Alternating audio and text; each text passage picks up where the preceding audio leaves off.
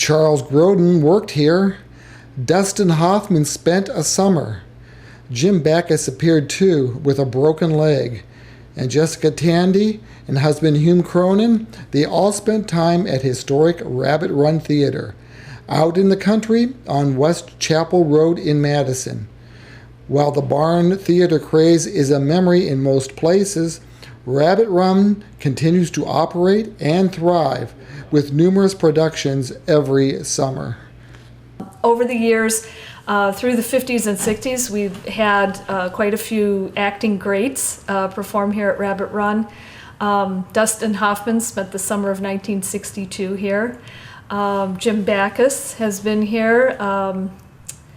Jessica Tandy and Hume Cronin tried out their play, The Four Poster, before they took it on Broadway, and it did so well in theaters like Rabbit Run, they thought, well, we need to take this to Broadway, and it did very well there too. Charles Grodin has performed here. There's a fun story about Jim Backus, who you might remember was Mr. Magoo, and he was in Gilligan's Island. Right, Mr. Howell, yeah. You're right, Mr. Howell. He was from the Cleveland area, and at one point he fell and broke his leg and was in a cast and couldn't work very well, and decided to come back to Cleveland to visit family. And his agent knew about Rabbit Run and worked out with the powers that be at the time, wanted to know if they could add another play to the roster for the summer, and the play was called The Man Who Came to Dinner, and it calls, for the lead role, it calls for a man with a broken leg. So he was a perfect fit. So actually he and his wife both performed in the play that year, and that was in the 1950s. Will and Rooney Klump built the theater. The family owned the property, and it's kind of interesting story how the name Rabbit Run came about. The barn was built in the late 1800s. It was a working farm. One of the main crops that they grew was broccoli. The broccoli apparently attracted a lot of rabbits, and we're talking a lot. So many rabbits that they actually beat down little paths or runs, just like you think of Peter Cottontail, And when the Klumps converted the barn into a theater, apparently the rabbits and the paths were still there, so they just thought, oh, Rabbit Run, that'll work. And the name stuck, and it's been called Rabbit Run ever since then. Did they have a theatrical background that they wanted to do this? A little bit. They just had a love for theater was the main thing. I don't believe either one of them majored in theater in college or anything like that. They just loved theater. And barn theaters were a popular entertainment venue in the late 40s and early 50s, and so they kind of jumped on the bandwagon with that. But I've been here at Rabbit Run been involved for the past 4 summers. What do you like about it that you come back every year? The location is really, really awesome. Being an old converted barn and having all that history, it's a really great place to go and see a production. And the talent that comes in from a variety of different counties across this area is really, really great to see. People love to bring, and we welcome people to bring out picnic dinner, wine and cheese, and they just love to sit out here on a nice summer evening. It's very relaxing. You're out in the country, away from city life, and you can just kick back and enjoy your meal and then go enjoy a great show too. This, what you see in front of you is a brand new picnic pavilion that was erected not this summer, I believe it was last summer, by a young man, Clay Fellows, who was working on his Eagle Scout project. And he had been involved at Rabbit Run for years, and his entire family had. And he thought, wouldn't it be a great idea to have a picnic pavilion so when it rains, people would have some place to go. So he was involved in the entire process. In the planning, he worked with some businesses in the area to draw up the specs for it. Where would we put it? To get all the permits, and he even raised all the money for it. Wow. He stood out before every show. He had a little bucket and his Boy Scout uniform and stood at the door. Every single performance, we gave him a little bit of time at the curtain call, or the curtain speech in the beginning. And he raised over $5,000. And by the end of the summer, he had raised enough and got it all in place and built this fabulous pavilion. He even has ceiling fans to kind of keep bugs Right, away. yeah, yes. That's good thinking. And lighting, and Yeah. it's just gorgeous.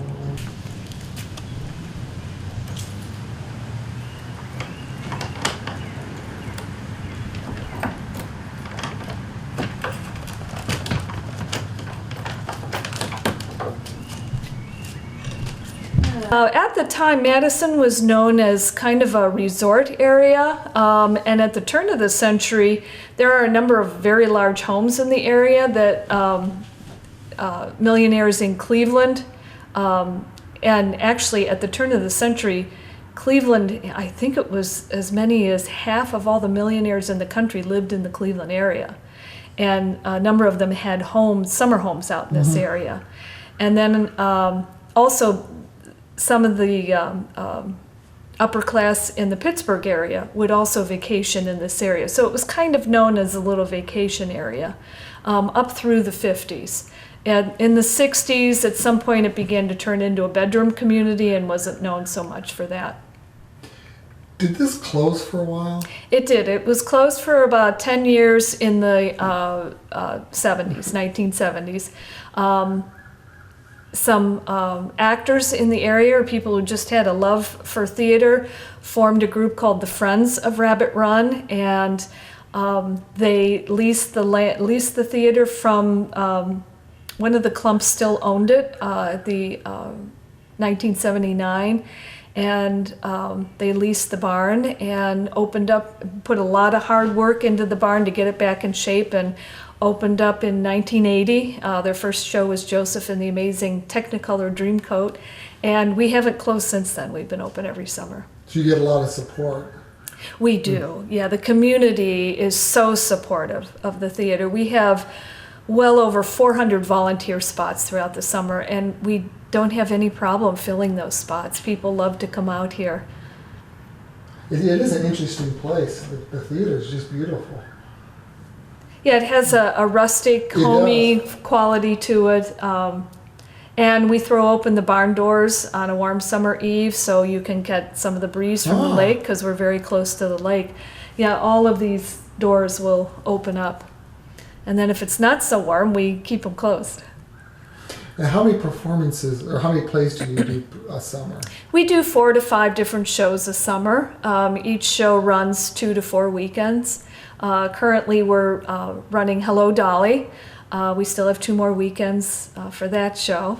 Our next show is a musical. Jacques Brel is alive and well and living in Paris, which not too many theaters do, but you might remember that in the 1970s, I believe it was, Jacques Brel was playing in Cleveland, and it was the show that's credited with saving Playhouse Square, because it ran solid, sold out for about 2 years straight. And that got the ball rolling downtown again. And we now have the theater district that you see, second largest, I believe, in the country. Yeah. So yeah, we reopened then in 1980. Is this kind of a professional actors here, or? For the most part, we use, it's considered community theater. For the most part, our actors are volunteers.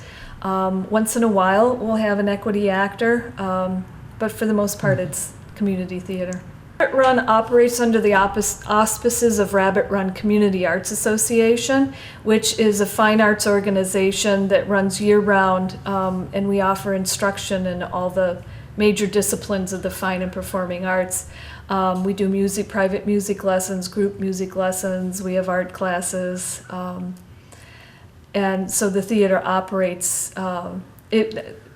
Rabbit Run Community Arts Association used to be the Western Reserve Fine Arts Association, and in the year 2000, I believe it was, Rabbit Run Theater and the Arts Association merged to form Rabbit Run Community Arts Association.